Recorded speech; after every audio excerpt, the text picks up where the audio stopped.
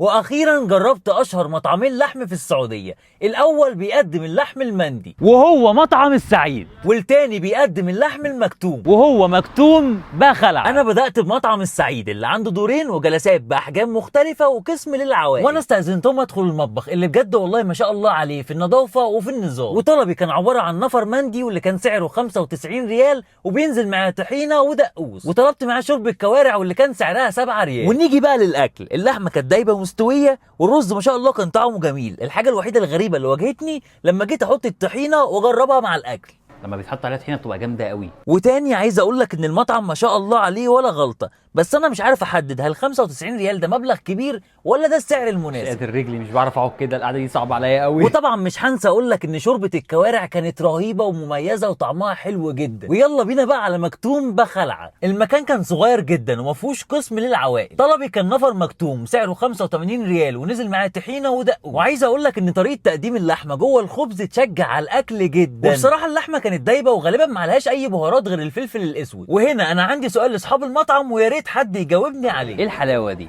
يعني ايه ما تكونش حاطط لي بهارات اساسا واكون مستمتع بطعم اللحمه للدرجات دي؟ وفعلا مفيش مكان بيكون زحمه من فراغ وبدون ما يستاهل. وفي النهايه برضو مش هقدر احدد لك هل 85 ريال ده سعر مناسب ولا كتير. حضرتك قول لي رايك. انا مبسوط جدا اني جربت اشهر مطعمين لحم في الرياض، واستنوني في فيديو جديد ومساء الجمال عليكم.